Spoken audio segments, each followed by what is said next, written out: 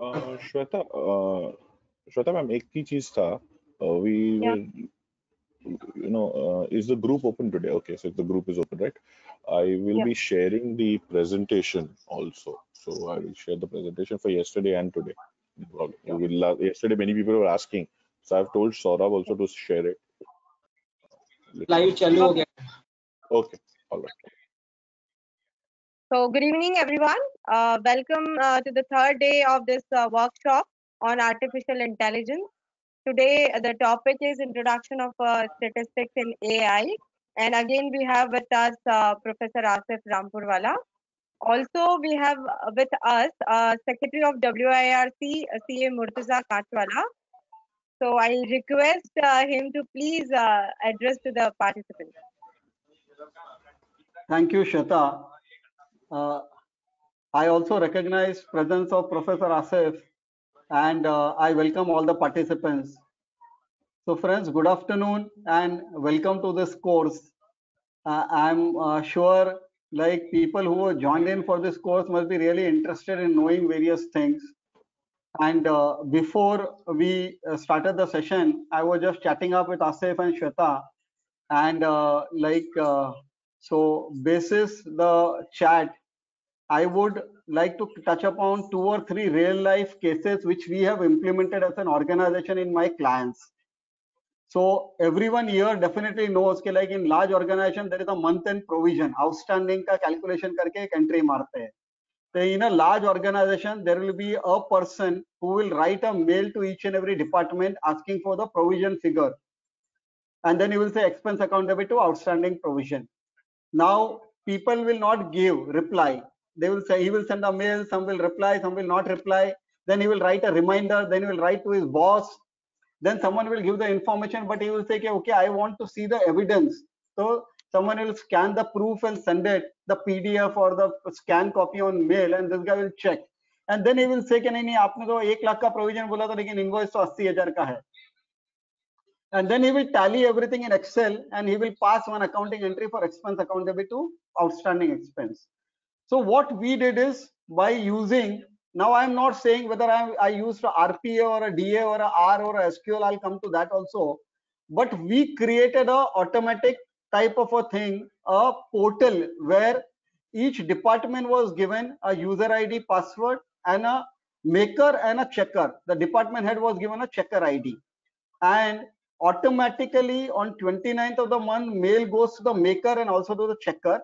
And on the 30th of the month, the maker, he puts his user ID, password, inserts his numbers, and he uploads the evidences there. And then the checker, the department head, goes and approves it, and automatically everything comes. So the automatic reminders go. If the person does not submit on the first evening, again a reminder goes automatically, so no one has to manually do. All the inputs come in, everything is calculated, there is no totaling error, and then the accounting entry goes from that platform to that link to the SAP or Oracle directly, because it is connected. So this is one. Second, like we did something for a telecom operator, and like whenever there is a New Year or Diwali or X or Y, people come up with a new plan. So prepaid का plan आता है, postpaid का plan आता है कि इतना रुपया दोगे तो इतना मिनट मिलेगा, इतना ये मिलेगा, इतना ये मिलेगा. Now prepaid postpaid team or multiple teams will create this plan and go to the CFO. CFO को बोलेंगे कि 5,000 लोग आने वाले हैं प्लान में. Now CFO says अगर 5,000 नहीं आए और 4,000 लोग आया तो क्या होएगा revenue, or whether this plan will be viable or not. So we created an interactive dashboard for the CFO whereby he can go and change the number, he can change the variable कि अगर 200 रुपए का recharge नहीं हुआ, 250 का हुआ, तो ये प्लान viable है क्या नहीं है, XYZ. So there are these type of things which are implemented by organizations across. Okay, it can be SAP, it can be a Salesforce, a cell tool, it can be a timesheet based tool, it can be multiple different type of things, and it is a reality. So when we talk about RPA, robotic process automation, there are 3 companies who sell the bot. One is UiPath, one is Automation Anywhere, and Blue Prism. And these bots or RPAs can be used to automate the bank reconciliation, to do claim processing, to do payroll processing, to process invoices, purchase invoices. Now, when you talk about data analytics, in data analytics, there can be an open source like an R, and there can be a closed source like an SQL. SQL is a licensed product, and R is a free product. Okay, but R will have less capabilities, SQL will have more capabilities, and you can write queries. Now these queries can be written by the audit function also and by the operating team like a finance team also. Now these queries for one process and multiple process can be written, and you can have a continuous control monitoring, so a dashboard which will keep on giving you a regular errors as well. So I'm saying there are so many different things which can all be clubbed into and which can be utilized by an organization in doing embarking onto a journey of automation and digitalization. Now I will stop in another 30 seconds. Friends, after COVID, each and every organization is now thinking, how can we automate? How can we digitalize? How can we work from home? Because we don't know whether this COVID will last for 12 months or 15 months. कल अगर मेरा office red zone में आ गया, बंद हो गया, तो क्या करूंगा? अगर मेरे पास वेयरहाउस में कितना स्टॉक पड़ा है, ये मेरे को स्टॉक चाहिए तो कैसे मिलेगा? मेरा डेटर्स का कितना पैसा आने का बाकी है, कैसे मालूम पड़ेगा? So people want to see these dashboards on their mobile. So there are a lot of things and lot of organizations talking about automating lot of things in their organization. The beauty is, as chartered accountants, we know order to cash, we know inventory, we know procure to pay. So we will have to understand the process and we will have to say what to automate. And the coders like Asif Bhai or others will come and only do the coding. But what to code, we'll have to tell. So in every assignment, a CA will have to play that consultant role of saying what can be done, how it can be done, which data to pick up from where, what to analyze with what, and then the coders will code using an RPA or DA or SQL R or whatever, and then it will be the solution will be implemented for the company. So there is a lot of practical implementation, and we chartered accountants and get into practical implementation, and there the amount of fees which we get and the rate per hour which we can bill is much more than the normal practice where we do for an accounting and a return and XYZ. With that, let me stop. But before stopping, let me also acknowledge that Shweta is doing a really excellent job. She is helping WRC in coordinating all these IT events. Hats off to you, Shweta, for your dedication, and thank you very much for all the help and support. And thank you, Asif Bhai, for coming over and taking this session. And all the best to all the participants. Happy learning. I will stop. Thank you. Thank you so much. Thank you. Sir, Asif sir, request to you to start for the session. All right. Thank you, Mr. Mursa, and thank you, Shweta. The comments, and there is a WhatsApp group, and the comment is that Mursa sir should continue and take over the entire session, so I can go home. So, and I truly appreciate Mursa sir's views, and it always is better to have somebody from your own your own peer group explain to you the kind of situations which you are in. And obviously I don't understand many of the terminologies in accounting which you might have used, but the things which you said were very relevant, because one of the things which what you mentioned about the entire idea of having to automate as a necessity now rather than a luxury or a choice is very true. And companies who are trying to integrate these automated solutions, whether these names like you mentioned, robotic process automation, RPA, or any other implementation with whatever names which we use nowadays, hypes and jargons keep coming up, AI, ML, all of these, they all have to be done with the help of the domain experts. So I can actually code stuff, but I don't understand the head or the tail of accounting. Okay, so you unless a person tells me that you pick up this data and you give me a visualization of what you really want to achieve from that data, I cannot code for you. Or anybody who is in the technical team for you will not be able to imagine what you want, because what they will do with work, many people tell us, give us a dashboard. Now what the dashboard means is nothing. Okay, so unless you tell me what the dashboard is supposed to do functionally, okay, and where this data needs to be pulled up from, because most of the data are generally in multiple disparate systems, in various silos. Sometimes they are in your databases, sometimes they are in Excel sheets, sometimes they are in other kinds of format, maybe on people's website, sometimes it's secondary data which is coming from government and stuff like that, and all of these need to be pulled pooled in to, to get you the kind of summary reports which your CFOs or your CEOs or your CXOs generally need. And it is very vital for each category of at every stage in an organization, right from the executive to the CEO, to start understanding the terminology of this technology, even if they don't understand the implementation. So we don't worry about if everybody can implement these technologies.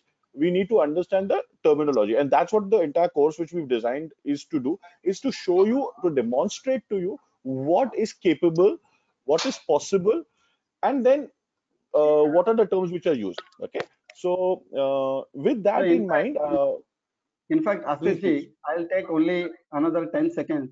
So if like there is a need and Shweta can get the input, I can do a half an hour or 1 hour, Shweta, during the whenever in between or like at the end of it at the last, where like I can just keep on talking practically how it has been implemented. So when I say claim processing, what do we get from where and how do you process claim and what tools can be used? Similarly, payroll processing. So how can you implement this in payroll processing? So those type of examples. And when I say RPA in doing bank reconciliation, I can even show some video that like a bank reconciliation of 800 line item using a particular UI path, in how much time it can be done and what does the bot do. So I can show those, and I can even cover something like a voice recording tool or a process mining tool like a Celonis. So really practically as a statutory auditor or internal auditor, what can we implement, where can we implement practically, and which tool falls where. I can do that half an hour, 45 minutes, 1 hour, whatever, if you want, whenever. Okay, Shweta, so no worries. Thank you. Thanks a lot. Sure, sir. We'll plan it. Definitely. Sure, sure. Yes. Yeah, I think that would be the icing on the cake. So exactly, these kind of tools which are there being implemented, and actual practitioners would be able to implement it much better. And what we as technology is always says, we in IT guys, we always say one of the things which IT people lack is a particular domain, and so we know a lot about technology, but we would not be able to know, because IT today is used in every field, whether it's healthcare, whether it's accounting, whether it's corporate governance, whatever. All of the fields everywhere use IT. These tools, whether it's AI, RPAs, data mining, there's n number of names which are there. However, understanding it in your own context is very important. So I would encourage everybody to take, these fundamentals and apply them in, and try to get these actual case studies from your area of field. Okay, so again today, I was just talking to Shweta when Mr. Mursa, and we started a couple of minutes later than usual, because I was worried that probably people might not join too many because it's statistics. It's and the challenge which we are going to have. Okay, I'm just reading some messages. Okay, so the challenge which we are going to have today is that it might be too trivial for some, and it might be, maybe slightly complicated for others. I don't know.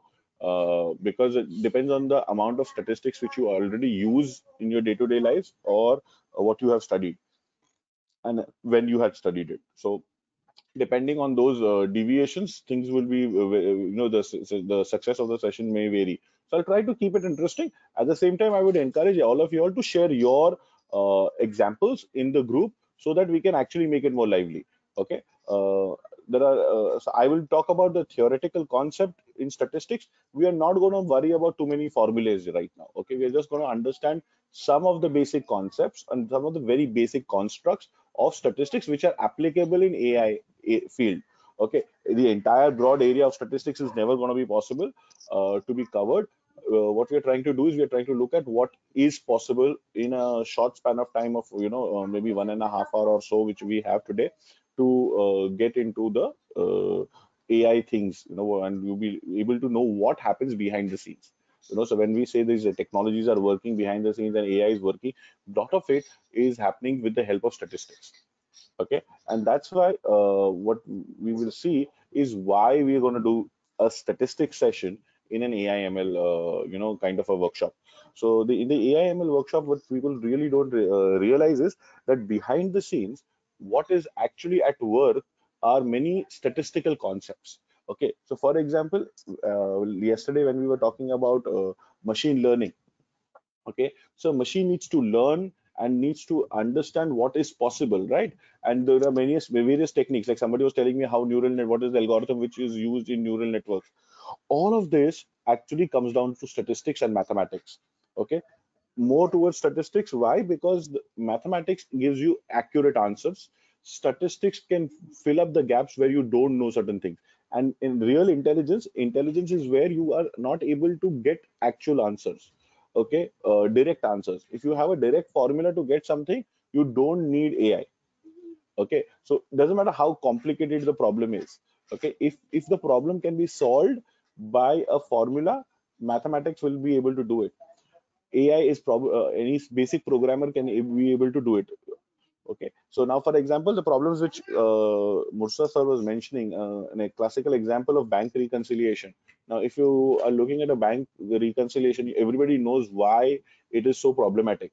Okay, because what you see in the bank and what you have in your narrations in your books is, you matching it requires a little bit of intelligence, to identify the not only just the amounts, but to actually cross reference between the two entries and identify if there is any problem or if there is a mismatch in those entries. Now, having a tool which could do this will require to have some possibilities of, some variance can be occurring. There can be problems which could be, there is a slight mismatch. All of this cannot be handled by mathematics. It has to be handled by statistics, because statistics is a field of mathematics which requires, which is very, very applicable in the area of machine learning. Okay, um, so why is statistics so important? There are too many things in statistics. The nuts and bolts and tools and notations are all used in by machine learning practitioners and data scientists. So if you talk about today data science, you talk about machine learning, any of the tools or applications of machine learning like RPA, robotic process automation, all of that, behind the scenes use a lot of statistical formulae, a lot of statistical, mechanisms. Before I start, let me start off with a very, so what we're going to do is we're going to keep it simple, but I'm going to try to keep giving you the examples where it could be applicable. Okay, so the first thing which I would want to start off with is the concept of random numbers. Okay, um, everybody knows what a random number is, right? Does anybody know where random numbers are used? Do you all use random numbers anywhere? Y'all are accounting guys. Y'all are probably more worried about the actual, correct numbers. But can anybody give me a small example of where random numbers could be used? Okay, so somebody's mentioned CAPTCHA, which is good. CAPTCHA is a good example of random numbers. Yes, to generate random keys for taking sampling. OTP is a good example of random numbers during evaluation exercises. Okay, passwords. Yeah, everybody's uh, for selection and audits, right? You need a random number. So because if you want to do a sample and if you are unable to take every possibility, you would want to do, okay, VPN connections. Somebody is mentioning. Great. All right. So random numbers are used in all these areas, which you all are mentioning. Um, One of the other areas where you would use random numbers is like in OTP, you have these, two-factor authentications, wherein, for example, if you're doing a transaction online, your mobile app or sometimes you get a keychain or something like that where you can generate a number, where the number has to be entered and the computer needs to validate that number. Okay, so I remember, I think Kotak used to have something, Demat accounts used to have, the users of Demat accounts of Kotak were given a keychain where you have to press a button and a number would appear on the screen. Okay, so why is so OTP is a random number, absolutely. But if you look at the example of a the Kotak example which I gave you, or even if you use a Google Authenticator app, I don't know if you've used ever, okay, that allows you to make sure that when you not only a password, but there is another step of authentication which is generated. Now, OTP is a good way, but the problem with OTP is that you require a mobile connection, okay, a network connection. Now, if it's a mobile network connection and if you don't have data, okay, then you are stuck, okay, on your phone. So there are these authenticators available, or software apps available, which will generate a random number on your mobile, and you have to enter that number into your machine for it to be valid. Now these are done in very highly secure environments, but nowadays it is very, very common for every kind of an account, including your Gmail account. You can set it up if you want for two-factor authentication. Now, if a number is going to be generated on my phone locally, okay, without an internet connection, how would the server where it is going to be validated? So I enter the number on my screen and submit it. The server needs to check whether that number is correct. How would the server know that this random number is correct?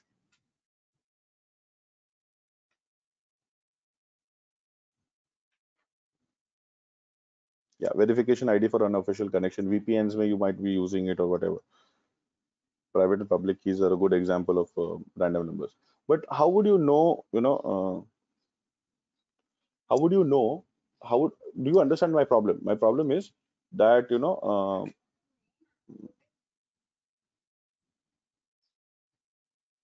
if you look at the Google Authenticator app, this is my Google Authenticator app. I don't know if you can see this.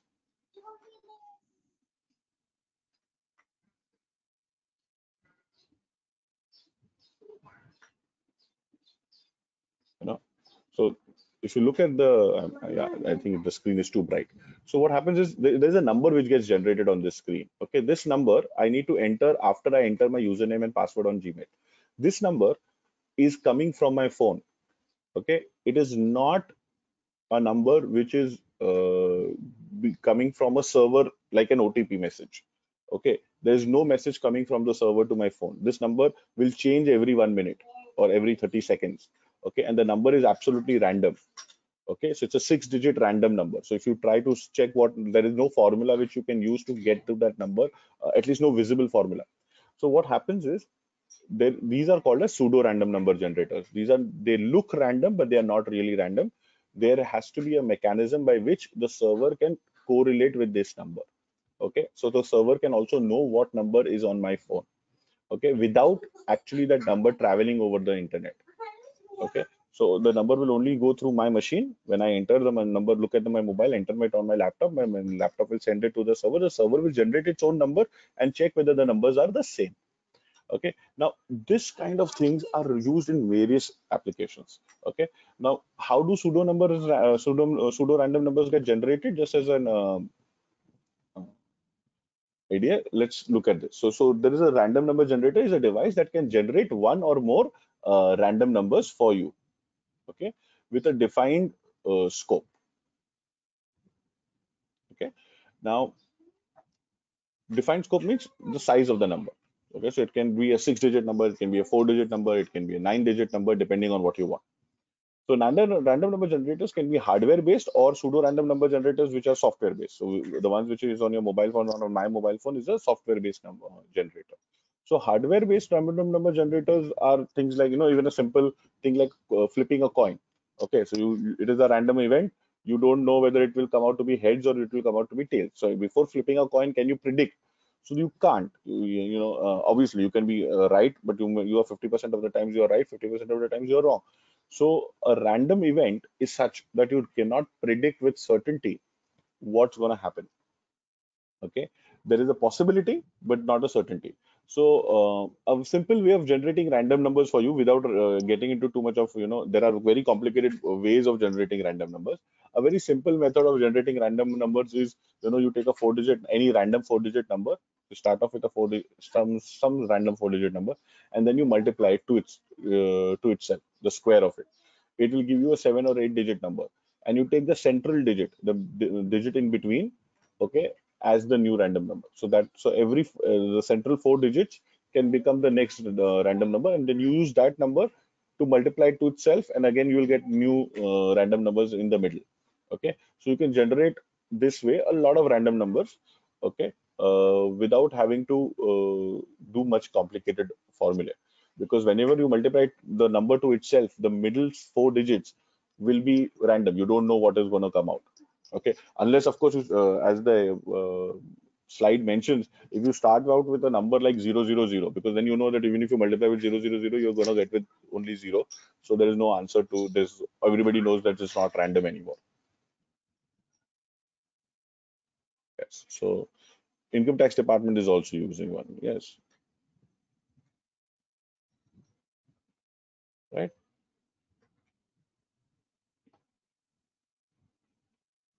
All Big Four uses token mechanisms to access servers. Yes. All big corporates. Why just the Big Four? But all corporates today are using these. So before SMS, the small tokens were used to authenticate. HSBC used to give these tokens hardware based. Yes, that's exactly what Kotak used to do. Okay, I think it still does. Many of the people still have the Kotak demat accounts with a keychain which generates these numbers.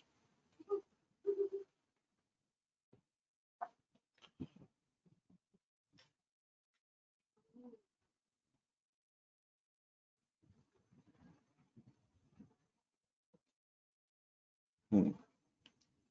So people are talking about the Google Authenticator and everything. Like, I'm just reading out the messages. I was just really hoping that I did not miss out something important.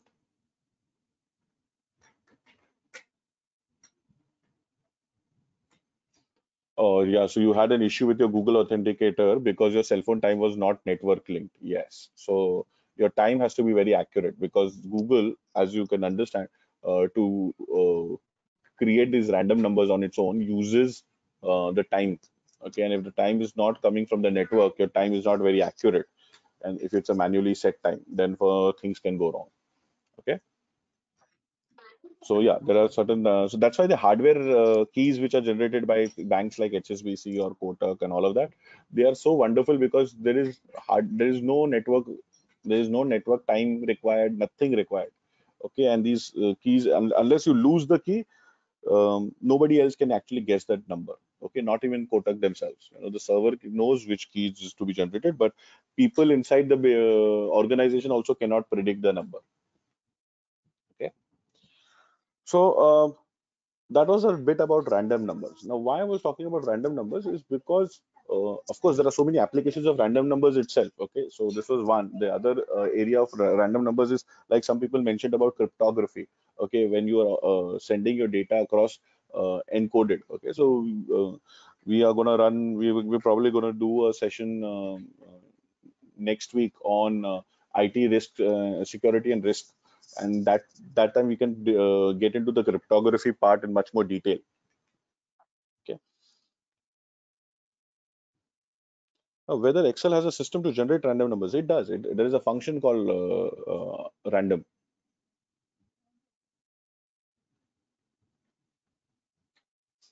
How do those keys sync with the database to allow such access?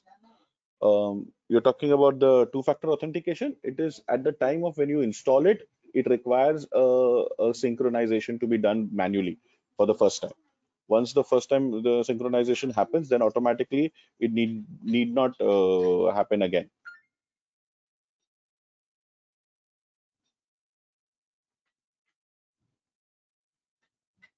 Oh, the Kotak key. The Kotak key synchronization is done.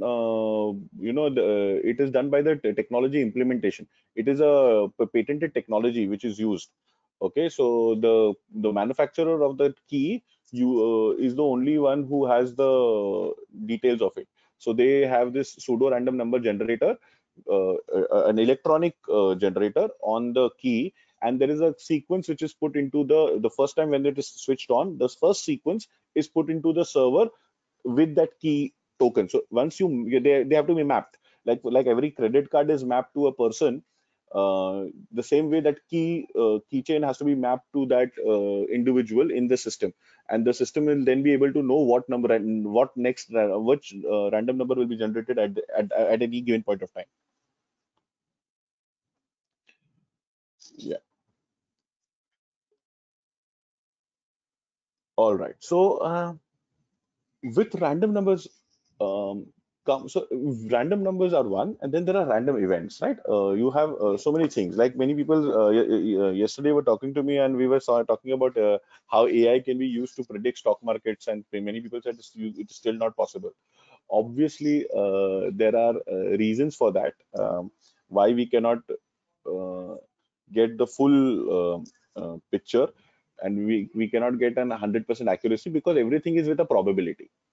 Okay, there is nothing is full and final.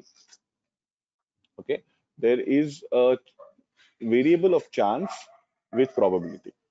Okay, so when AI uses these techniques in AI and machine learning, which are used to give any answer, they have a certain probability. So, for example, when I give you the example of the loan granting system, so the system can decide whom to give a loan and whom not to give a loan. The system cannot be certain that the loan which it is sanctioning is going to be a good loan and that it will not turn bad. Obviously, there is a chance that it can still turn bad.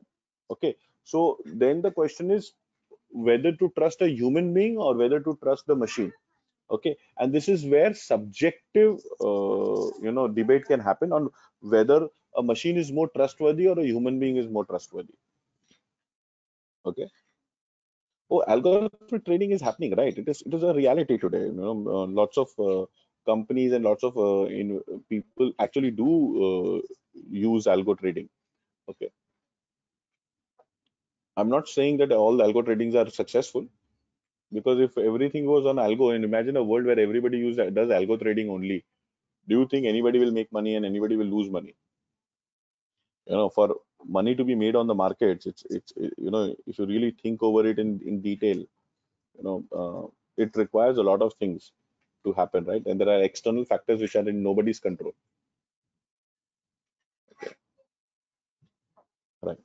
So probability of an event is very important to understand. So I'm not getting into the basic probability. Everybody knows basic probability is P of any P is the symbol. So here I'm talking about joint probabilities and conditional probabilities. So if I ask you what is the probability if I flip a coin, what is the probability that it will comes out to be heads? Everybody will tell me that it is 0.5 or 50% chance that it will turn out to be heads.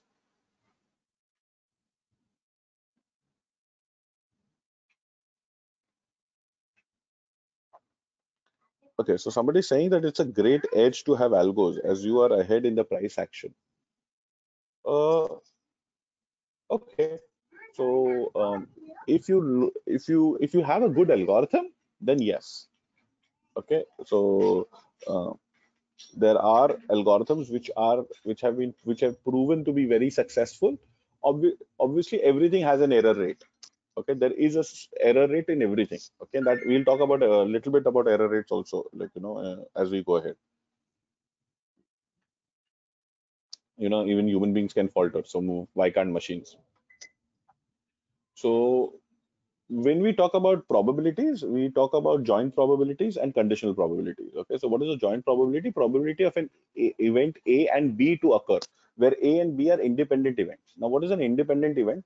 An independent event is where two things are not related to each other. Okay, so for example, what is the probability that the stock market will go up, and what is the probability that it will rain today? So if two things are to be correlated, and if you want to talk about the joint probability that the stock market will go up and it will rain today, okay, can be considered as a probability of A and B. The symbol, you can look at the symbol as well. No, sorry.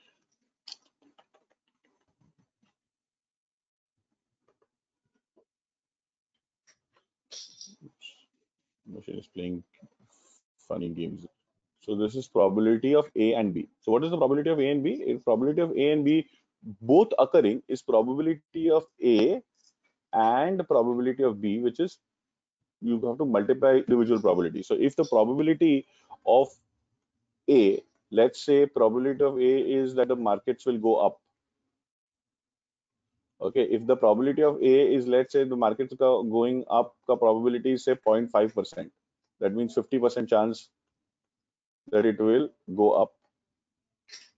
And if the probability of rains, okay, which is probability event B is that it will rain today. If the probability of rain is, let's say, 10%, okay, that is 0.1. Okay, then the probability that it will rain and the markets will go up today. So probability of A and B occurring, probability of A and B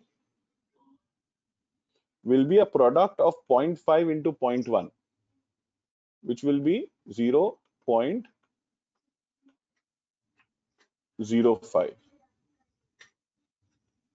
So instead of 50% probability of going up and 10% probability of it raining, the probability of both happening will just be 5%.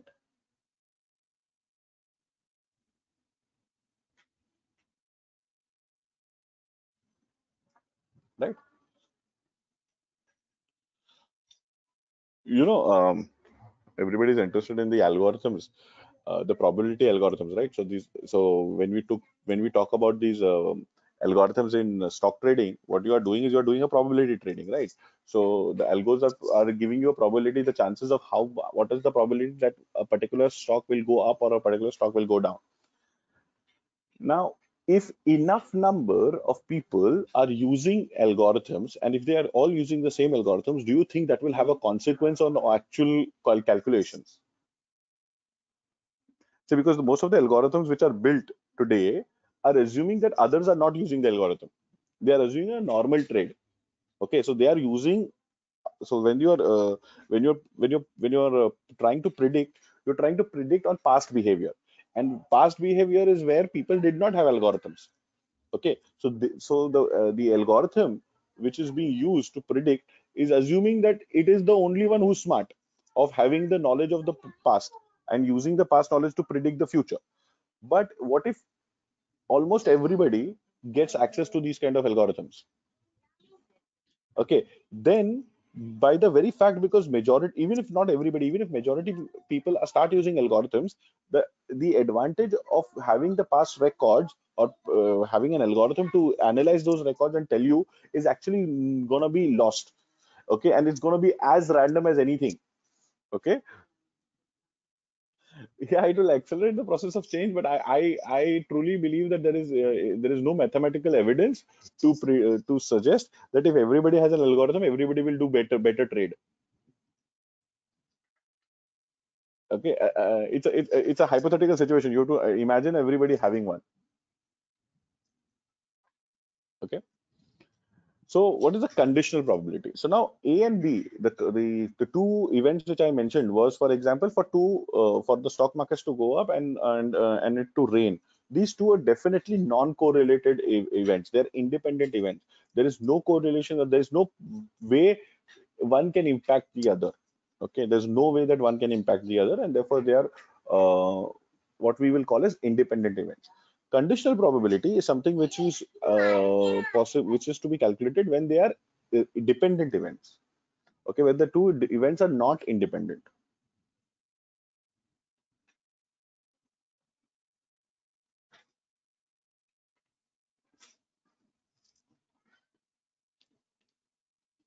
Yeah, Mr. Suketu, I think what you're trying to say is the formula used in the algorithm is different, right? I agree. I agree. But even if the formula is different,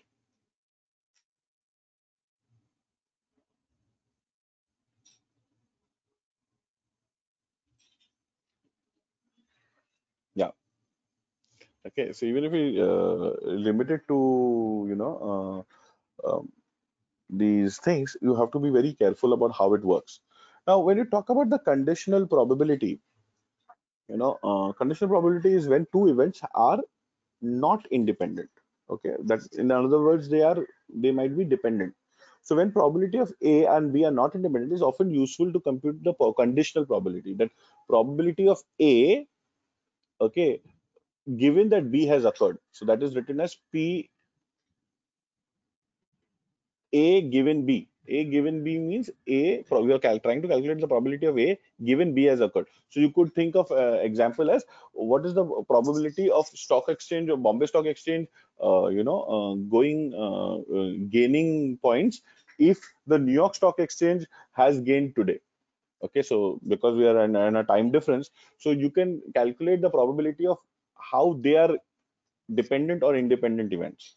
Okay, so you would everybody would agree that stock exchanges around the world nowadays have some dependency on each other, some correlation with each other. So there is a conditional probability which you can check of how many times does the Bombay Stock Exchange go up, okay, when the New York Stock Exchange has gone up, or the Nikkei or any of the other stock exchanges, and you can try to find out as a study of how to predict these kind of things.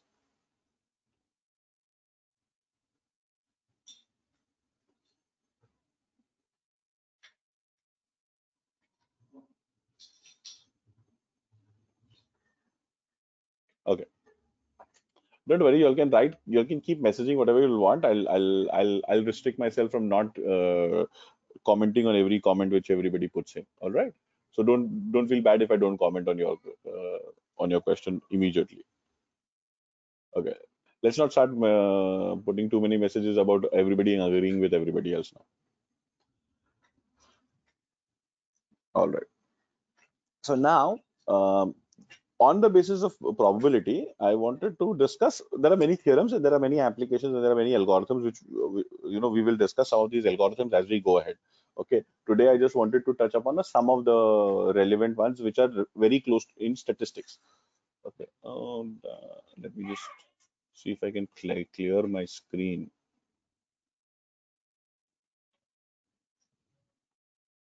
Okay. Okay. Yeah.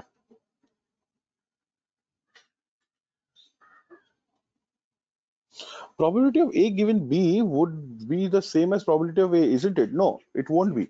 So probability of A given B, if A and B are not independent events, okay, then it is not the same.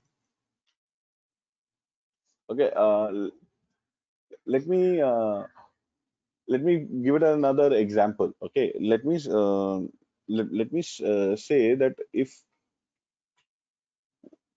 uh, okay, if it is Rains versus stock exchange, they are independent events. I already told you that. Okay, you have to find two events which are not completely independent. What if there is a dependence? Okay, that's when the conditional probability comes into the picture, and that's what is used many of the times. Because you have to predict certain things based on some other events happening. So, like how do you decide your position in the market, right? You decide your position in the market based on other factors.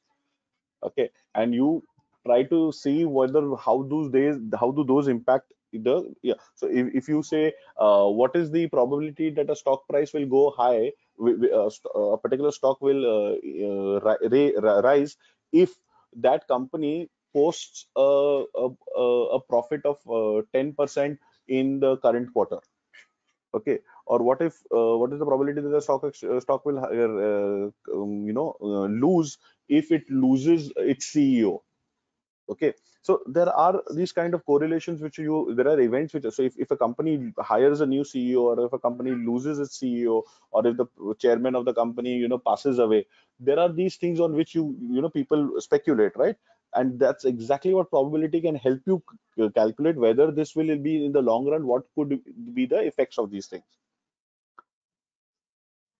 Okay, so many of the algorithms which we use, okay, these of course this is very basic probability. It's not the only thing on which, because the modeling for these probabilities is very complex. Okay, so there is this one of the theorem which we will use, which is called the Bayes theorem. Okay, um, so imagine if we want to find out the probability of selling an ice cream on a hot and sunny day. Okay, Bayes theorem gives us the tools to use prior knowledge about the likelihood of selling ice creams on any other day. Okay, and then we can try to find out the probability of selling the ice cream on a hot day. So if you have if you have historical data, okay, using Bayes theorem you can calculate, okay, uh, a hypothesis, the probability of a hypothesis to be true. Okay, so in likelihood of the evidence E. Okay, so the evidence E in this case is that what is the probability that you will sell, say, ice cream worth 5,000 rupees or more if it's a hot and sunny day. Okay, so then the formula for the Bayes theorem says, so if H is the hypothesis stating that we will sell ice cream of more than 5,000 rupees today, and E is the evidence, which is whether it's a sunny day or not. Okay, so if you have the probability of selling, so what is the probability that you will sell ice creams on any day for more than rupees 5,000? So there are days on which you will sell it, and there are days on which you will not sell for 5,000. So you will have a probability for 5,000 or more ka sales. So the probability of selling the ice cream is P of H. Okay.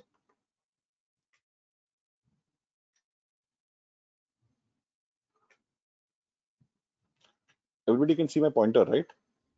You can see a red pointer on my screen.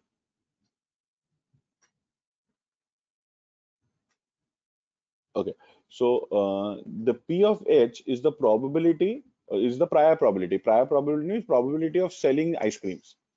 Okay. And now we are trying to find out the likelihood of the evidence if the hypothesis H is true. Okay. That is probability that it is a sunny day and you have sold 5,000 rupees worth of ice cream, and then divided by the probability of that it being a sunny day. Okay, so this is what how it is calculated. This is the formula. So probability of H given E has occurred is equal to the probability of H occurring, okay, into the probability of E given that H has occurred, and divided by the probability of E. And please remember, probability of H given E has occurred and the probability of E given H has occurred are two different probabilities. Okay.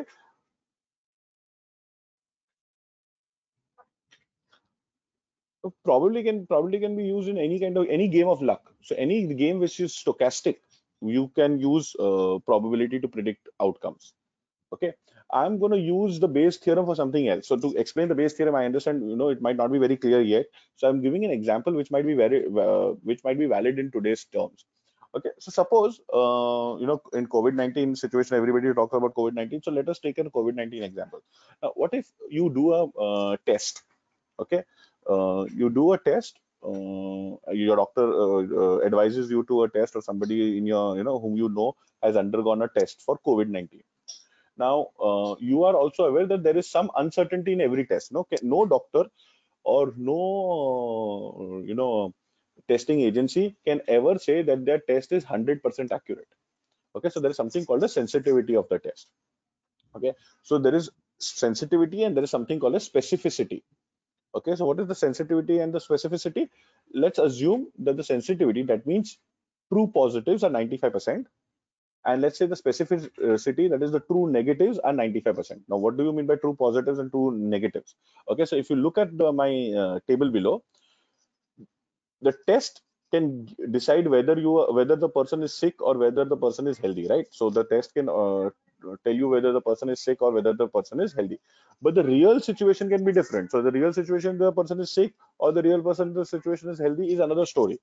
Your test might not always be accurate. So what happens is, the test, when the person is sick and when the person is actually sick and the test says he's sick, is called the true result. Okay, that's called a true positive. Okay, so the test is positive means that you are COVID-19 is test positive आया मतलब you have COVID-19. Okay, so somebody has COVID-19, his test will come out to be positive. So if he has COVID-19 actually and his test is positive, we say it is a true positive. What if, okay, he is not having, so if he's healthy, that means he is supposed to have his test coming out to be not positive. That means the test has to be negative. Okay, so for the if the test says that the person is healthy and he's truly healthy, that is called the true negative. Okay, that is correct, that he is negative, so his test is negative, that means he does not have corona or does not have COVID-19. Okay, so this cell is called the sensitivity and this cell is called the specificity. Okay, you want these two to be the highest. Now there is a faint chance that the test tells you that the person is sick even though that the person is healthy. Okay, and there is a small chance that the test tells you that the person is healthy even though the person is actually sick. Okay, so there these are called as false negatives, okay, and false positives. So this is a false positive and this is a false negative. Okay, so false positive or a false negative can happen in various scenarios. So now in this case, what we are assuming is that the test has 95% sensitivity and 95% specificity. That means assuming that if the test says that the person is corona positive, it is 95% accurate. And if the test says that the person is negative, it is 95% accurate. Okay, this is exactly the reason why the government prescribes that even if the test comes out negative, the person is not immediately released. Okay, the person is kept and again a test is done. Why? Because if the test is 95% accurate, okay, that is 0.95, and if the test is done twice, then the possibility that the test comes out to be wrong is very, very, very, very less. So if there are two times the test says that negative and negative, okay, that the person is not having corona, then automatically that person is sick. The probability of that is not 95%, it is almost 99.99%. Okay, therefore they do multiple tests and they wait for the both the results to at least minimum two consecutive results to come out to be negative. Okay, otherwise they keep the person in quarantine till his two tests come out to be negative.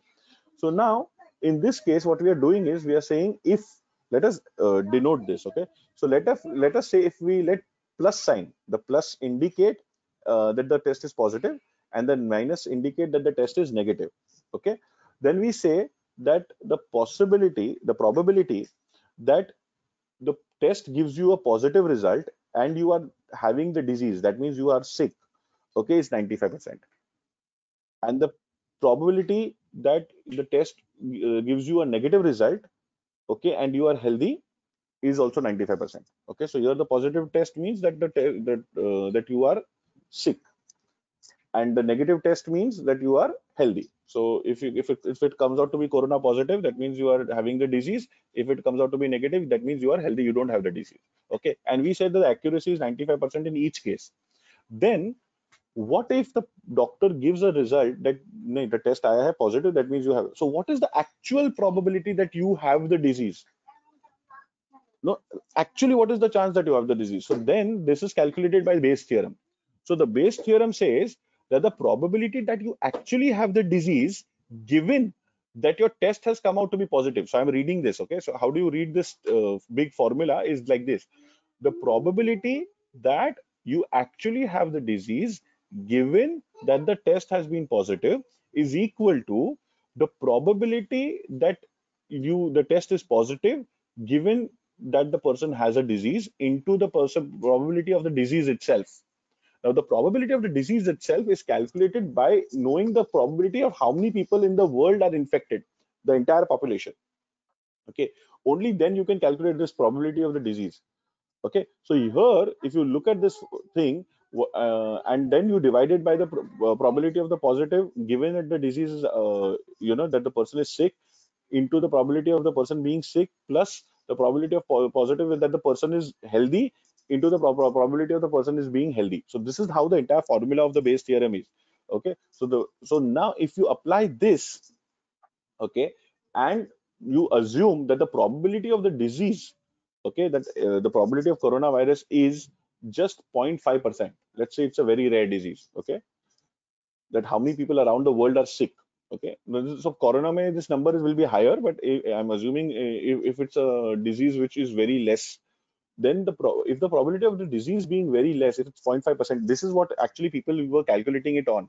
Okay, earlier it was assumed because no corona situation जब बहुत फैला नहीं था. Okay, at that time the probability was considered as 0.5%.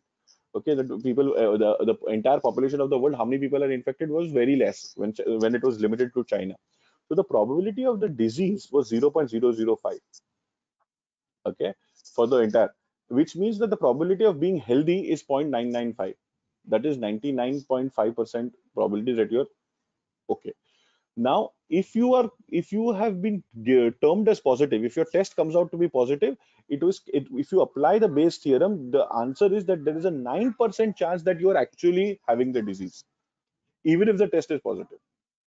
So if the if the possibility, if the disease is very rare, if it's a 0.5% disease ratio, then even if you have a positive test, because of Bayes theorem, because the test is only 95% accurate, the actual probability that you have the disease is 9%. Okay, that's a wonderful calculation which Bayes theorem allows you to calculate. So now the same thing is applicable even in stock markets. You can change the entire thing to stock markets. What is the probability of something occurring when you know something else? Okay, so this is the basic formula, and there are lots of implementations.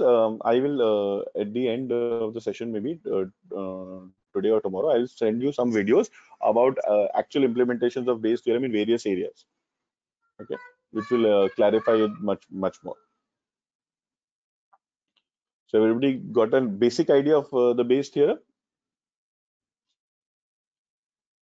Bayes theorem can be used anywhere where there is, this kind of a table possible. Okay, so this is the where there is some kind of a test. Now the test need not be a medical test.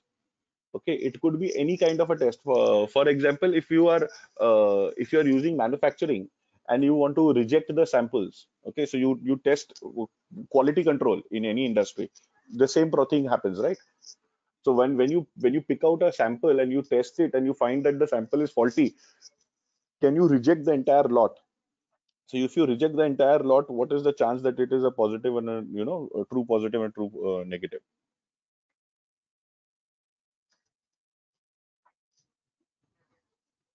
Right? So that was about probability. Of course, there is a huge amount of things which can be done using probability. This is just a kind of a teaser and just an example of probability. Now, let me get into, so probability and statistics go hand in hand, right? So there are two different types of statistics also. So let me just talk about one type of statistics today, that is called descriptive statistics. Okay. Now, what is descriptive statistics? Descriptive statistics is basically explains, it talks about how do you summarize the data which is in front of you. Okay, there's something called as for inference statistics. Inference may you try to infer something. Okay, that is also an important aspect. But currently, let us limit ourselves to descriptive, which is a little easier. So descriptive statistics में क्या होता है? You try to summarize what is in front of you. So if you have a huge amount of data, you have to give a presentation to your colleagues or to your boss or whatever, and you have to say what it means. Okay. So if you have a lot of data in form of Excel sheets or whatever, then what is your if you want to summarize something, what you will use is descriptive statistics. Okay. So this is an example. 10 loan applicants are there. Okay. So there are 10 applicants. Applicant number 1, 2, 3 up to 10. Their marital status has been given over here. Okay, so I was talking about the prediction of how a neural network or anything can use to predict something, right? So if the marital status is given over here, if the mortgage is given given over here, their incomes is given over here, their rank in incomes. This is ranking of within the 10. So 48,000 is rank number 1, 38,000 is rank number 2. So this is income ranked within the same data set, and then the year in which they had applied, and the risk ratio, so good or bad, so whether the loan will be a good loan or whether the loan will be a bad loan, okay, is given over here. Okay, now if we use this data set, okay, and if we want to do descriptive statistics on this, okay, we need to understand certain things. Now, I'm assuming that this is already known. This is just an example. This is we already know this.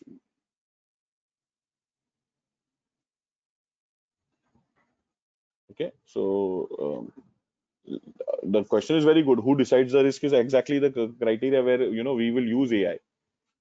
Okay, but what if we have historical records and we know that ये पुराना records है 2009, 10, 11 का, and I know that this loan is risky and this loan is not risky. Okay, because of the past record. So this is what we might use to then make assumptions about the future. Okay, so this could serve as a template on which people will make assumptions about the future. So this is how supervised algorithms in AI will work. So they would use this data and make these assumptions, right? So that is how these AI algorithms work. Let us understand how people understand this, and the same concepts are applied in AI. Okay, so if you look at this, so let me just introduce some of the terminology which we use. So we use that elements are the entities for which information is collected, are called elements. So the 10 applicants are the 10 elements. Okay, and there are variables for each of these elements. So each applicant variables which we look at is his marital status, his mortgage, his income, his okay. So are these three the income, rank, and the year in which they're taken? These are all including the risk. They are all variables. Okay. Now there are independent variables and there are dependent variables. So there are independent variables. For example, his income and his marital status are independent variables. They don't depend on each other. But obviously, there is a dependency between income and income rank, because the income rank is generated from the income itself. So this guy's rank is rank number one because his income is 48,000. If this was 28,000, this rank would not be one. So this is a dependent variable. So income rank becomes a dependent variable. Income is in itself is an independent variable because income does not depend on the rank.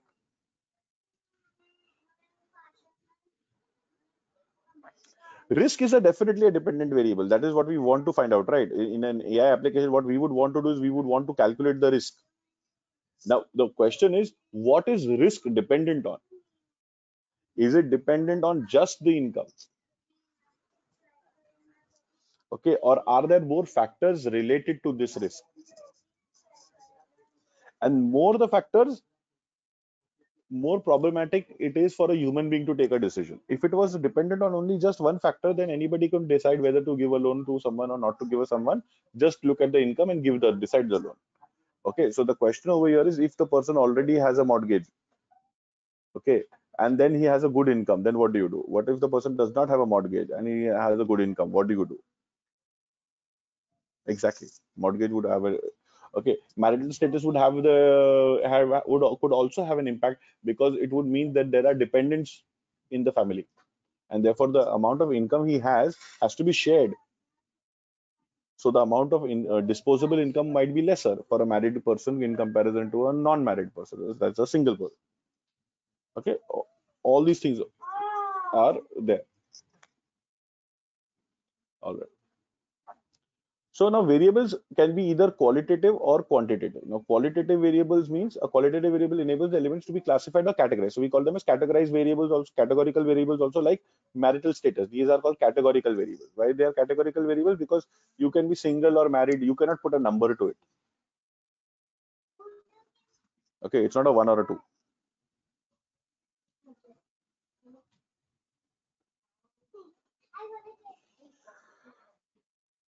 Hmm. Okay, so I will come to that question, Mr. Naveen. Just give me 1 minute. Let me finish this slide. It's an important question which you're asking. So categorical variables are variables which are not numerical. So for example, even if you put a number to it, it doesn't matter. But that there is no relation. So if I say single is 1 and married is 2, does it really mean anything? Okay, so it's a categorical variable. It's a qualitative variable. A quantitative variable is like income. Okay, so income being a numeric value. Okay, then there are discrete values and continuous values. Okay, so discrete variables and continuous variables. Discrete variables means countable number of values is a discrete variable. Okay, if a numerical value whose values can be infinite, it is called as continuous variable. So for example, actual income in itself could be a continuous variable, because people can have any amount of income. There is no limit to income theoretically. Okay, but a discrete variable would be, for example, the income rank. It will have a finite number between which the rank will be. It will depend on the number of people whose applicants we are looking at. So the rank is definitely discrete, whereas the actual incomes could be continuous.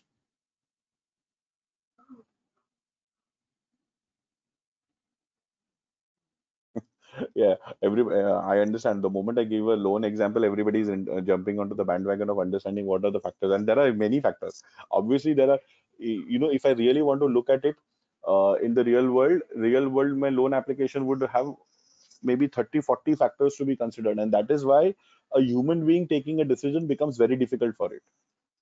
So what happens is people do what we call as subjective probability. There's a concept called the subjective probability. What is subjective probability? Subjective probability means that an individual takes a decision based on his based on his experience of the past, okay, and then decides what is good or bad for him or for the decision. Okay, so like a doctor's example, or even a bank manager or somebody who's a senior person who's granting the loan, he looks at all the papers, and his heart, in his gut, he knows what, whether to sanction the loan or not to sanction the loan, right? That gut feel जिसे हम लोग कहते हैं ना, कि you देख के पता चल रहा है. If you ask नहीं क्यों दे रहे हैं, why are you not giving this person a loan, he's not able to tell you exactly in words. He's not able to describe you why, because his income अच्छा दिख रहा है, married भी है, whatever, but नहीं, I don't want to give the loan to this guy. That is called subjective probability. Now the question is, this thing,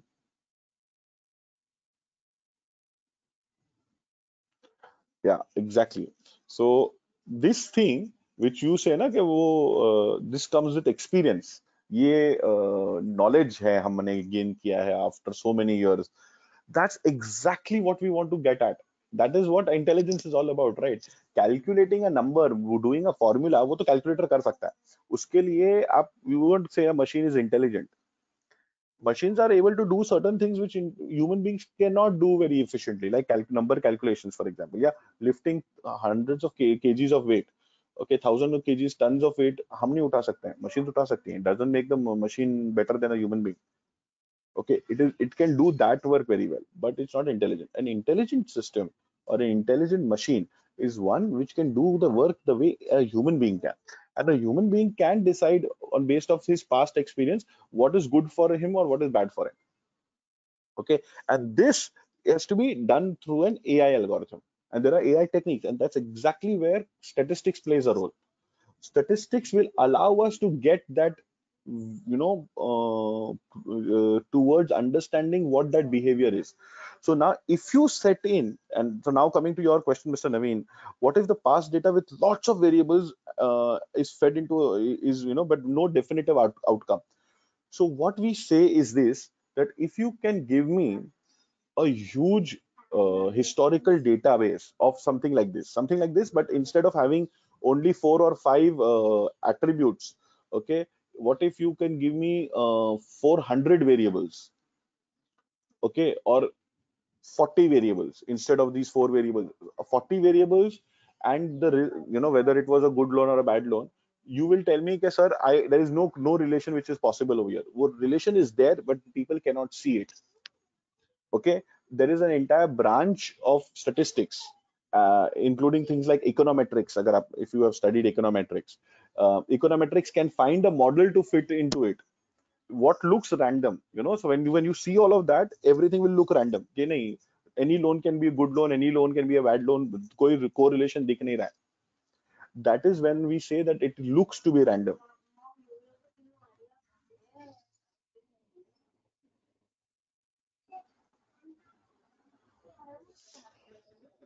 Okay, so this is where things start changing.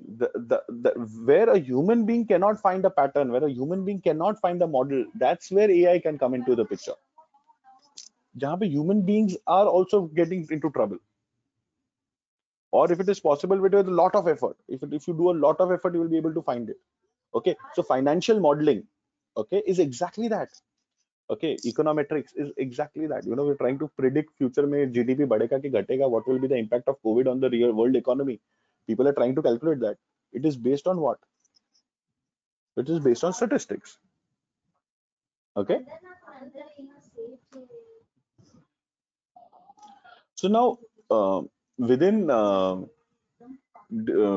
descriptive statistics, we have something called as measure of central tendencies, yeah, measures of center. A very important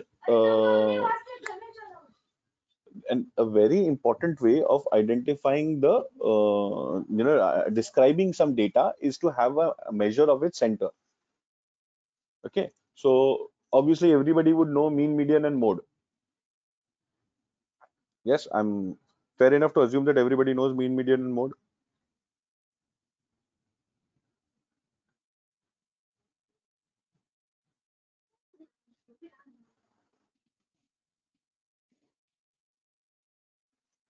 Yeah. So let us go to this example. Okay. So we'll just look at the examples and descriptive statistics. Okay.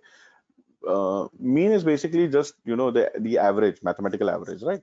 Median is the central value. If you arrange everything in ascending or descending order, if you arrange the variable values in ascending or descending order, the middle value is considered the median value, and mode is the most observed value. Okay, the value which occurs the most. Okay, now these three central tendencies, if you apply together to any particular distribution of data, it can give you a lot of meaning out of the data.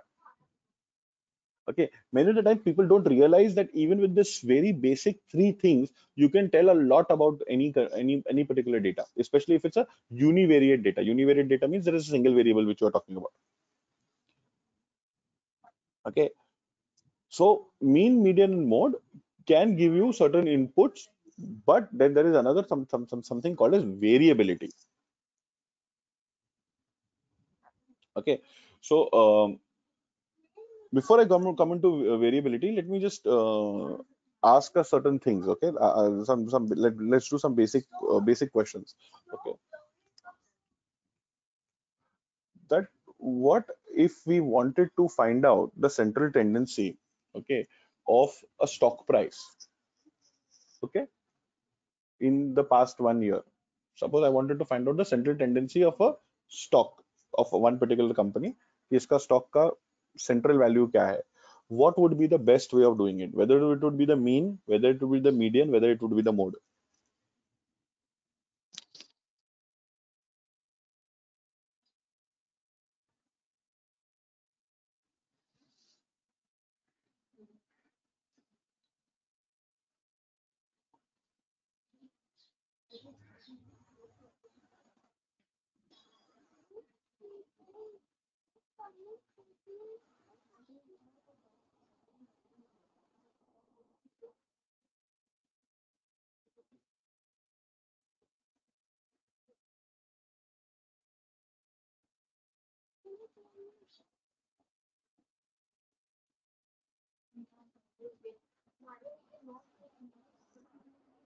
Okay, so initially everybody said mean, and now people have different ideas. Okay, so the people who give it a little thought have come out with either a median or a mode answer. So there are very few people who say median, but many people have said mode.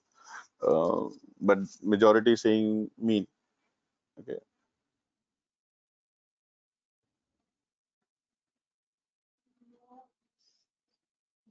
mode as the number of time the price target was achieved. Okay, so Ms. Shilpa is trying to be a little more creative with it, so which is nice. I like that when people are trying to modify my question itself. So this is interesting, right? True mean. Okay, true mean means just the arithmetic mean. Okay, might not give me the exact way of describing the stock. See, this is a way we describe the stock, right? तो इसका average price इतना है. Average price इतना है. Yeah, this is what its average is. Okay, is not really a correct terminology, right? If the stock is highly volatile, do you agree that there is something called as volatility, right? Well, I don't know if that term is right. Huh? You may correct me. I'm not a very big stock market person, so I might be very wrong. But you know what a volatility is, right? The variability of something, right? So now, if the market, if you say that this stock is highly volatile, what does it mean? It means that it can deviate from its mean position by quite a lot. Correct? So something we say that its average price is say 1000 rupees, but this is highly volatile. That means this can range from anywhere from 200 rupees to 2000 rupees, but उसका average 1000 आता है. Okay, तो वो पूरे साल के अंदर वो एक टाइम पे 200 रुपए में भी चल रहा था और एक टाइम पे 2000 में भी चल रहा था, and the average value comes out to be 1000 rupees. Okay, now this is not a very good value. 1000 would not be a very good value if suppose that stock never achieved the value of 1000. Suppose most of its values were in the range of 200 to 800, and most of its values are in the range of 1500 to 2000. Most of the values. When you average it out, it comes out to be mean as 1000, but 1000 में वो बहुत कम बार आया था. Okay, in that range of 1000, it was very less, very few times in the 52 weeks high low averages में बहुत कम बार आया था. So you have to understand that, you know, the description of a variable is not alone can be decided by just its arithmetic mean. Having mean, median, mode together can help, but again, what also is required is the variability of that variable. You need to check for the variability of that variable. What in stock market you call it the volatility. The variability you call it as volatility. Okay, this stock is very volatile. Okay, so how do you calculate that variability? Okay, so the first way of calculating that variability is finding out the range of that variable. So suppose we say that the variable has a mean, arithmetic mean, average of 1000, but its range is 1800. 1800 matlab it varies from 200 rupees to 2000 rupees. So 200 to 2000, if you subtract 2000 may say 200, you will get 1800. So the range of that stock is 1800 rupees, and his average is 1000 rupees. That means it is a highly volatile stock.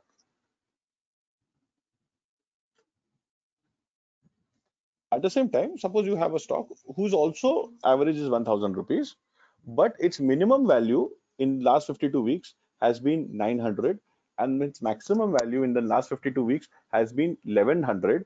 Then its range is only 200 because it is 1100 minus 900. So you will say this stock is more or less stable. It does not vary. It is not volatile. 100 रुपया ऊपर जाता है, 100 रुपया नीचे आता है, इसी के रेंज में वो खेलते रहता है. Correct? This is how we describe stocks, right?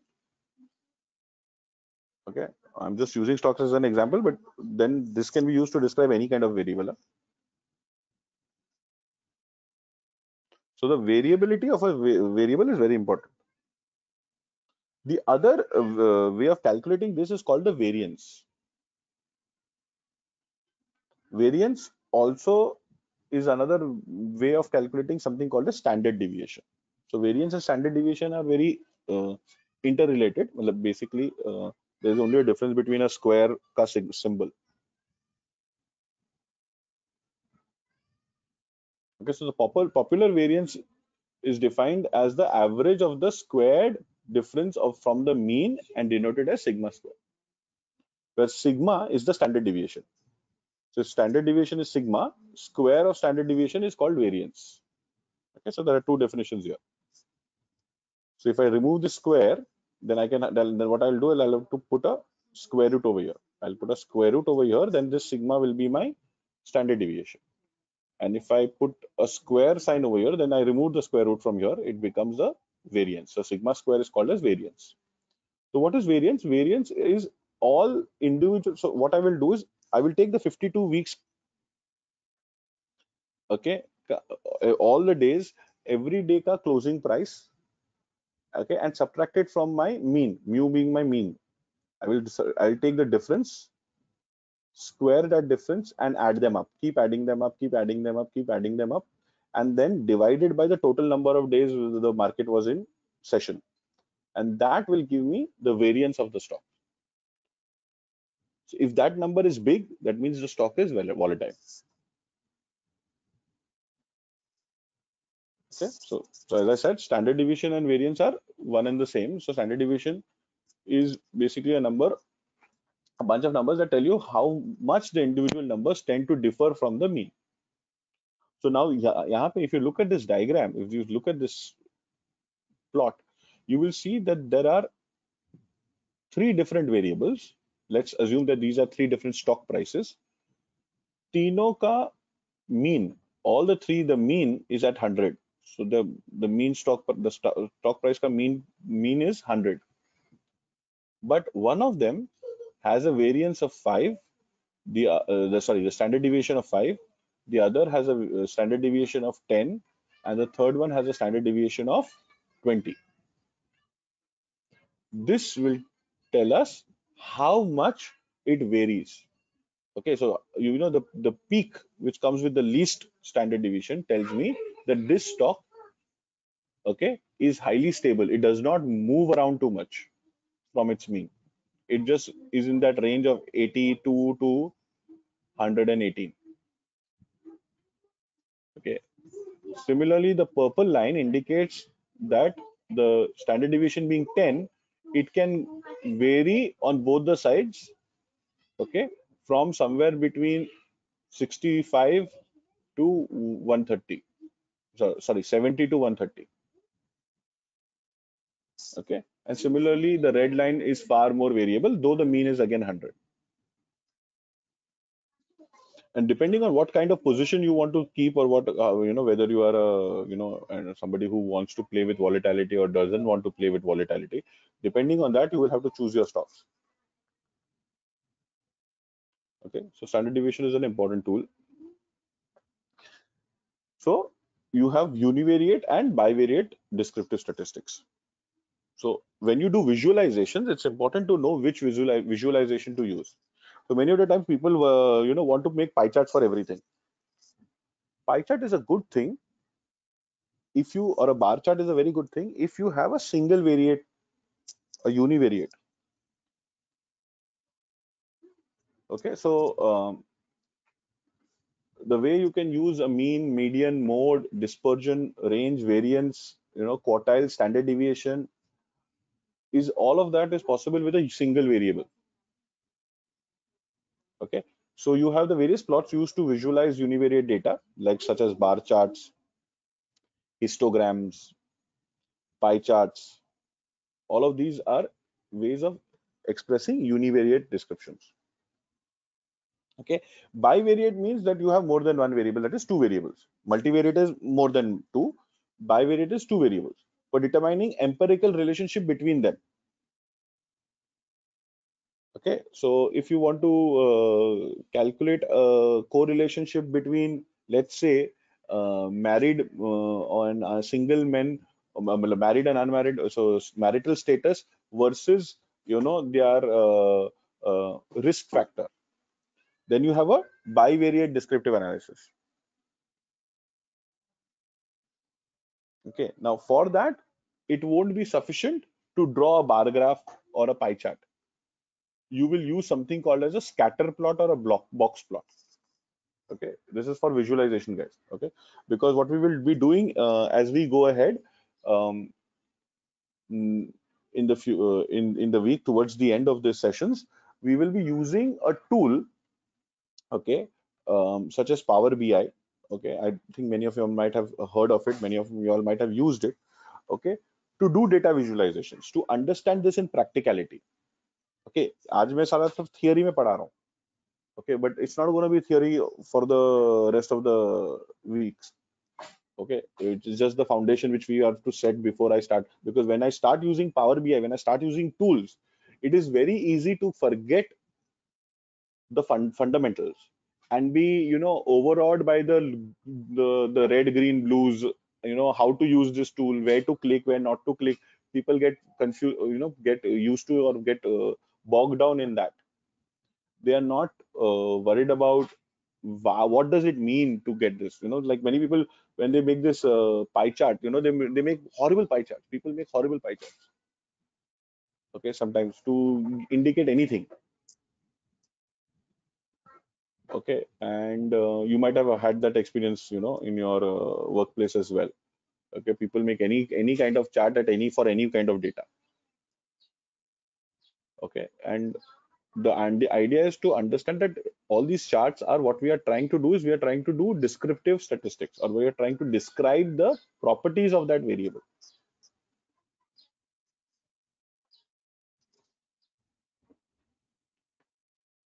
Okay.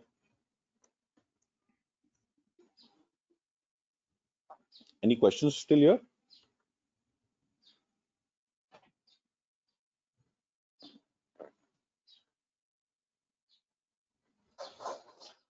Okay, so correlation between stock prices, वो check करते हैं. ठीक है? So right now what we will do is, now we will do something called as correlation and covariance. Okay, दो चीजें हैं, very they are related to each other. So correlation is calculated using covariance. Okay, so let me just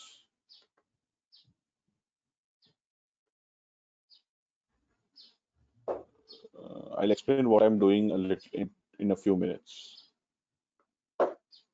Just give me 1 minute. Yeah. Okay. So a correlation is a statistic intended to quantify the strength of the relationship between two variables. Okay, how closely two variables are dependent on each other. Okay, so when we say that if we are trying to build a model where we are trying to say that, you know, one variable is dependent on another variable and all of that, we need to prove that using correlation coefficient. So the correlation coefficient, or R, quantifies the strength and the direction in which the relationship exists. So now what is the strength? Means how strongly they are correlated. At the same time, the direction in which it is correlated, that means are they positively correlated or negatively correlated? Okay, so we'll come to that. So the value of R ranges between -1 to 1. Now this is very important, because, you know, if you know Excel, if you know Power BI, if you know SQL servers and whatever, you know, sir ne bhi bahut sare examples diye. There are so many tools available out there today, which if you give them numbers, na, they will calculate everything for you. I don't need to worry about the variable ka formula. This is the formula. The formula, okay, Sx and Sy are the standard deviation of X and standard deviation of Y. So there are two variables, X variable and Y variable. X bar is the mean of X, Y bar is the mean of Y. There are in total n readings. N readings means there are n observations, and then we are calculating the correlation between the variable X and variable Y using this formula. So it is the summation of X minus X bar into Y minus Y bar divided by n minus 1 into standard deviation of X and standard deviation of Y multiplied. So ये तो formula हो गया. I don't want to get into the formula. I don't want to get into the derivation of the formula. All of that is not part of. We are not students of statistics. We know that this is correlation. This is the formula. How the formula was invented, it's immaterial. Now the question over here is, what can we do with this formula? The answer of this formula will always be in the range. The R value will always be in the range of -1 to 1. And if it is 0, if the value of R is 0, that means the two variables are not at all related. Not at all. Okay, even if the value is very close to 0, 0.001 or something, we will say there is no strong correlation between the two variables. But if the value of that variable is minus 0.9 or positive 0.8 or 0.9, then we say that they are strongly correlated. But if the sign, if it is near to -1, we say that they are negatively correlated. If it is the value of R is near 1, then it is positively correlated. What does that mean? That if they are positively correlated, that means if the value of X will increase, Y will also increase. But if we find ulta, if we find that when the value of X increases, the value of Y decreases, then we say it is negatively correlated, जो हम लोग inversely proportional कहते हैं.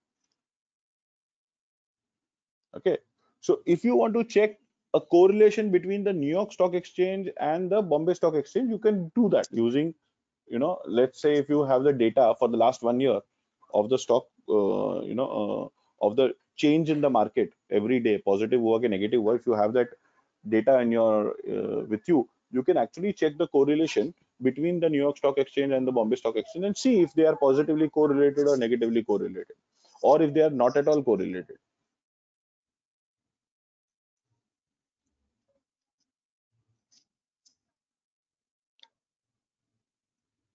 Yeah, you can check for good example, gold versus stock market. You might find a negative correlation there. That when the stock market does badly, gold does superbly well. And when the gold does superbly well, when gold does badly, stock markets are generally performing well. So you might find a negative correlation. This is what we assume, right? So that is an hypothesis. So another term which we use in statistics is a hypothesis. And a hypothesis is basically an assumption. Okay, so an assumption that gold, the prices of gold will increase whenever the stock market performs badly is an hypothesis. Now, to test this hypothesis, when somebody says this, okay, then to test this hypothesis, you need to use statistical tools such as correlation. What you will do, you will list out all the closing day prices for gold and the closing day prices for stock market, closing of stock market for an entire period of, let's say, maybe 6 months, maybe 1 year or whatever, and then try to find whether find whether they're correlated or not. If the correlation comes out to be strongly positive, then you can say that that the hypothesis is false. Why? Because if it's strongly positive, that means the prices of gold, when it increases, stock market also increases, and our hypothesis was ulta. That our hypothesis said that whenever the gold price increases, stock markets are performing badly. So depending on what we have written hypothesis, things can really change. People sometimes mistake, don't write the things or interpret the data correctly. Positive negative का meaning completely change हो जाता है जब आपका hypothesis अलग होता है. अगर आपका hypothesis already assumes an inverse correlation, okay, then means you need to, what your correlation should prove is a negative correlation. It should prove that it is negatively correlated. Okay, so many of the times I've seen people, misinterpret results. Okay, many of the tools which are out there will give you certain answer. Oh, sorry. So why I had put this in, why I had encircled this, is that if you remove the Sx and Sy, if you take the one which I have highlighted, this is the formula for covariance. So in other words, correlation is equal to covariance divided by the standard deviation of X and standard deviation of Y. So if you take, this is my CV.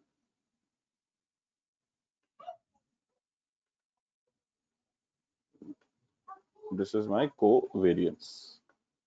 So R is nothing but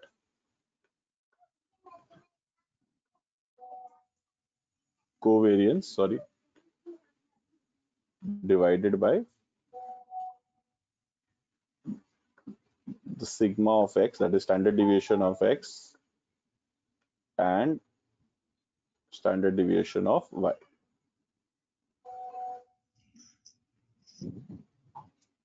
Okay. So now I get the definition of covariance. So what is covariance? Covariance is nothing but basically this. I don't need to write it again. Summation of X minus X bar into Y minus Y bar divided by N minus 1. That's it. And N being the number of observations. So number of days for which you have the observations available.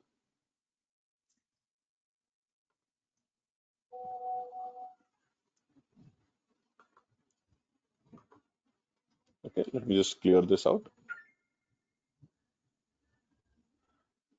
Okay, so now we can go to covariance. So here we will do that stock market ka thing. Okay, so let us take two stock market prices. Let's take ABC as one. So I'm not using any name of any stock. So let's assume ABC is a stock and XYZ is a stock, and this is the percentage returns, okay, of every day. So there are 5 days we've calculated the returns of ABC and the returns on XYZ. Okay, and luckily all of them are positive. Okay, luckily, because I'm assuming that you are invested in it. And these are 5 days ka ABC ka price, stock closing prices, and the XYZ ka closing prices. So this is the change in everyday closing prices. Now I want to find a covariance. So now how do I calculate the covariance? So to calculate the covariance, what I do is, for we need to calculate the average return for each of them. So what is the average return? Basically, you can sum up all of them divided by 5, you will get 1.3. You will sum up the XYZ values and divided by 5 and you will get 3.74. This is the average return. Do you agree? So the average return for ABC is 1.3. The average return for XYZ is 3.74. Now we take the difference between ABC's returns and the ABC's average return and multiply it to the difference of XYZ and its average return. So what we do is we take a difference between 1.3 and minus 1.1 and multiply it to 3.74 minus 3, and we take a summation. So that's the formula. That is the formula over here. Okay, x minus x bar, y minus y bar. So what is x bar? 1.3. What is y bar? 3.7. And then I have to take we have to subtract 1.3 में से 1.1 and multiply 3.74 में से 3. So this will give me 0.2. This will give me 0.74. Multiply that and then add it to the difference of 1.3 minus 1.7 and 3.74 minus 4.2 and keep doing that. And this answer we will divide it by n minus 1. N minus 1 in this case, because it is 5, it will be 4. So this is the formula. Return of ABC minus average of ABC multiplied by return of XYZ minus average XYZ, इसका summation, and divided by sample size minus 1. So 5 है तो minus 1 मतलब 4.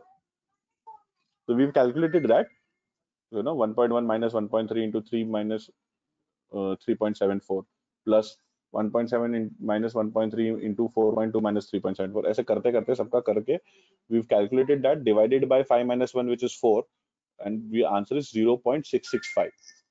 So in this case, because it is away from 0, it is plus 1 के नजदीक जा रहा है. This is going towards plus 1. 0.665 is showing that it is strongly correlated, positively correlated. Positively correlated means that every time the ABC ka price will go up, XYZ ka price will also go up.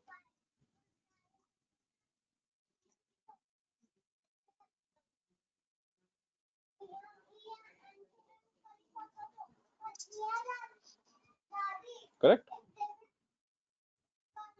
So this is showing the positive correlation between the two things.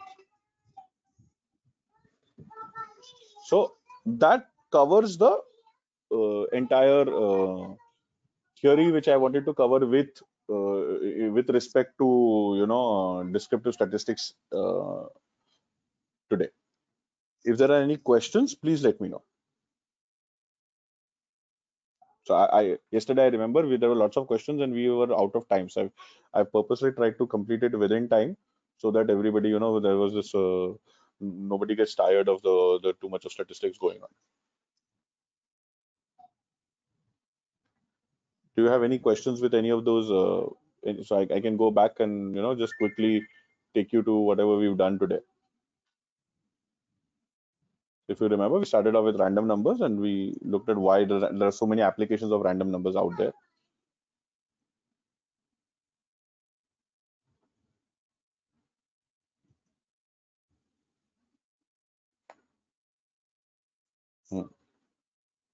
Right.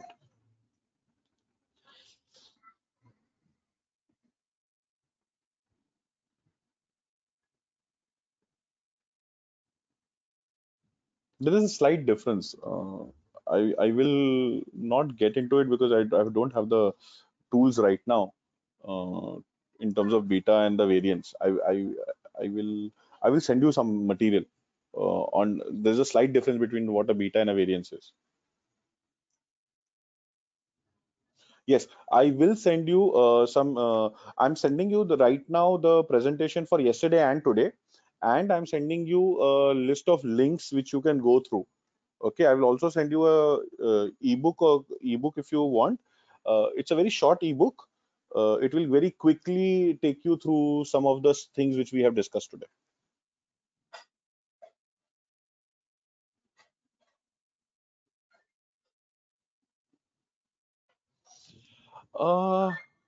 Did I not mention you my? Did I not give you an introduction? I think Shweta did introduce me yesterday.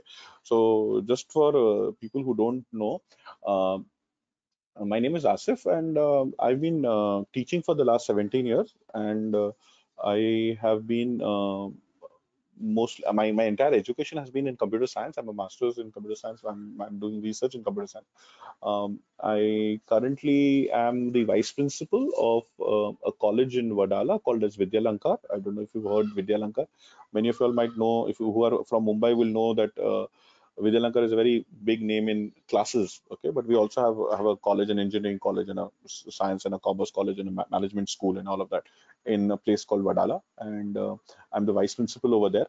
And yeah, I that's basically a short introduction. Then there are lots of other things which I keep doing.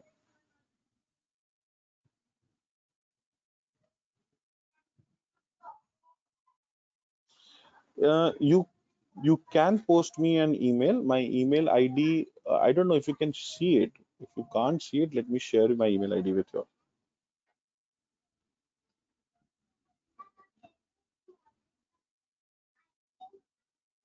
Sir, Asif sir, Yes. sir, Yes, we sure. will share your complete profile, your and Saurabh sir, both the profile we will share them via No, email or WhatsApp group. no problem. No problem. Thank you, ma'am. Okay. Um, that is my email. You can actually connect. All of you can connect with me on LinkedIn. Somebody has actually connected with me on LinkedIn already. So I accepted that just before starting the session today. I will also try and send you the presentations right now itself. Okay, before I forget. But is it okay? Now I'll just send the presentations. Sure, sir.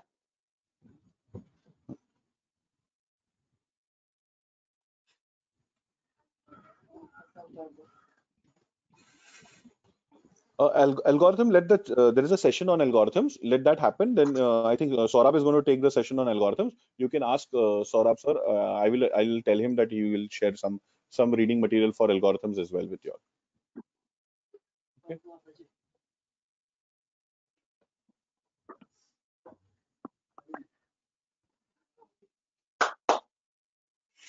I'm surprised people are still joining the group. अच्छी बात है.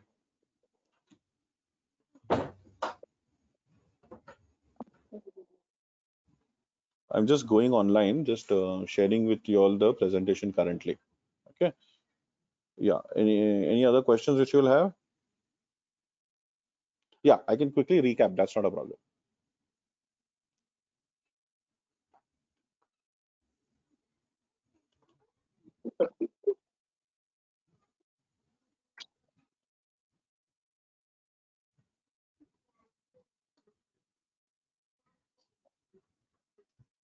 So can we close for today? I think somebody just wanted a quick recap, so I'll just take 2 minutes. I'll just recap the quickly. Okay. Yeah. For recording, so we are also trying. So let me check with the technical team how we can provide that. But in any ways, we would be able to provide after the completion of this workshop. In between, daily recording is not possible. अगर ये go to webinar पे है तो शायद automatic है recording. If you go that link, I think the link day to day link change हो रही है क्या? नहीं ना? If the link is Yes, changing every day, then the link link is. of every day will have the recording. So if you go to yesterday's link, should have the recording already over there. So I've checked with the technical team. So they were saying me that we will send it to all the participants after the completion of this workshop. अच्छा, ठीक है. So they might have done a local recording, so that's okay. That's not a problem. Maybe. Uh, hmm.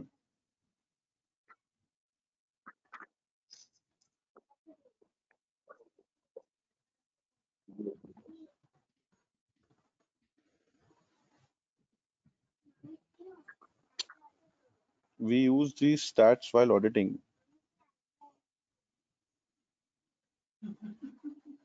आप कौन से stats की बात कर रहे हैं? Which statistics? ठीक है, no problem. As Shweta ma'am said, she will reply.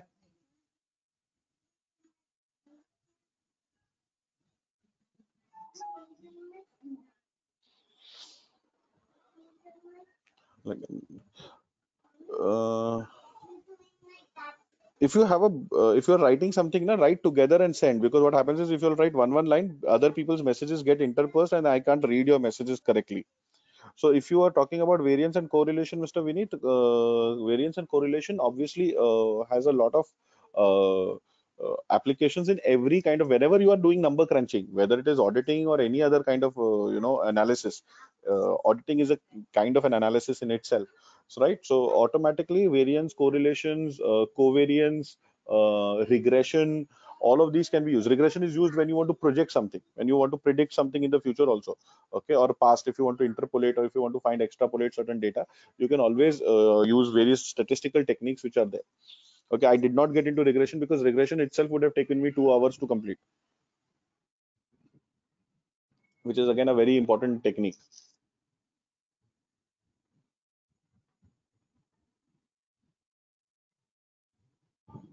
Okay, so quickly, what we did today, we looked at random numbers, then we went into the probability. We looked at what is joint probability, probability that A and B are independent events, and then what is the joint probability, that is probability of A into probability of B.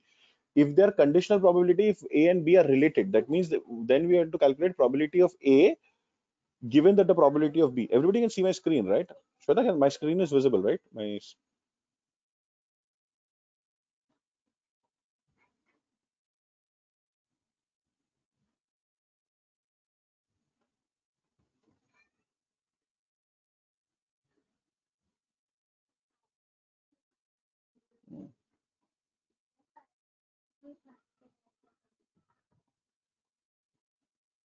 Okay. Then we look at the Bayes theorem. Bayes theorem was where we said that if you want to have a test, where you want to, when you have a conditional probability and you want to check whether that is valid, or what would be the actual implementation. So Bayes theorem is a very good thing when you have this kind of a scenario, where you have a test which you want to check whether whether the test is accurate or not. Okay, so if the probability of A given B has occurred. Okay,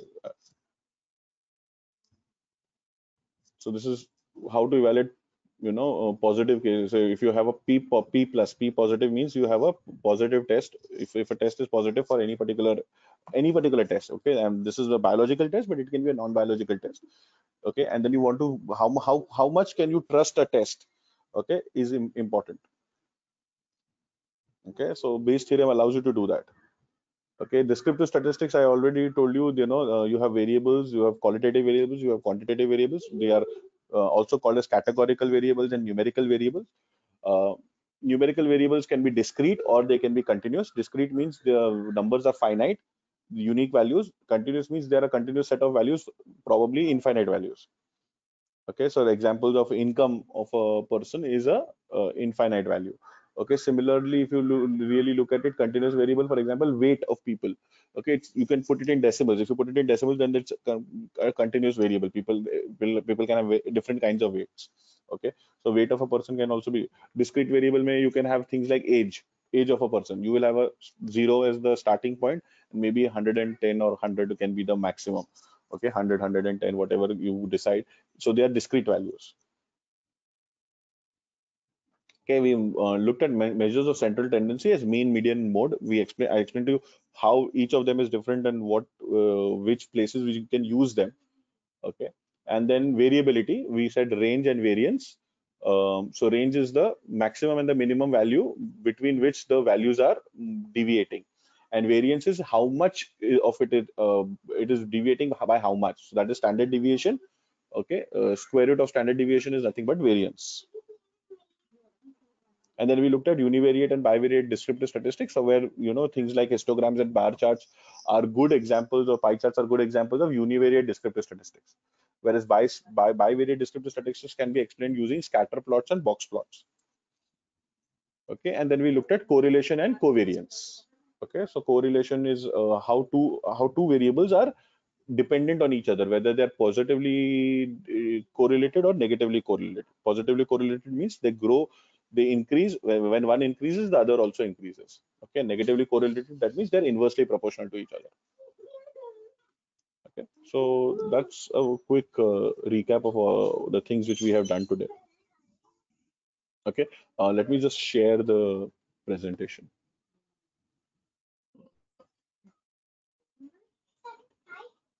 Yes.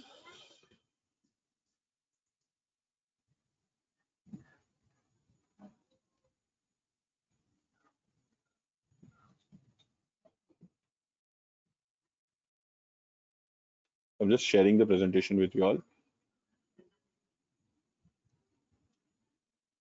I will also share some material which you can go through. Okay.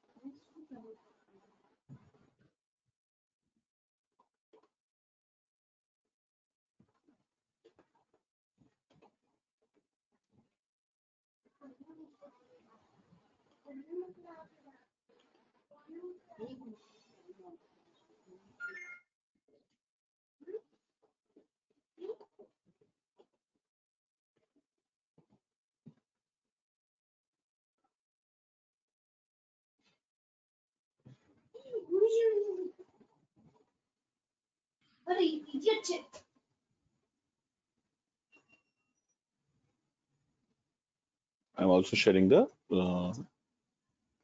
today's session right now.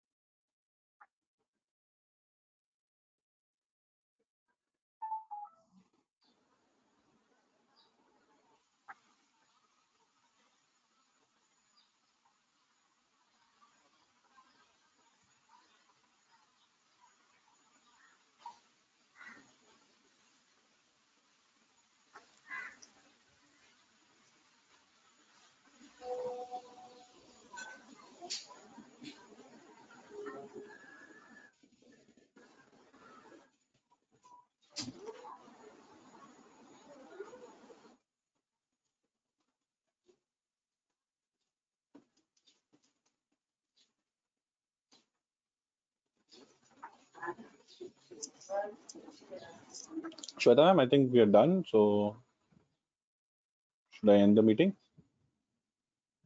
Yeah, sure, we can. Yeah. Yeah. Thank you so much. Thank you so much, everyone.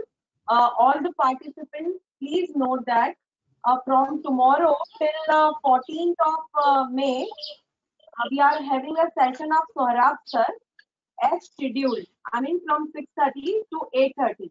And from 15 to 17, again, Asif sir will be there from 4 to 6. Thank you so much. Oh, Yes, we can thank you, go. Shweta. Yeah.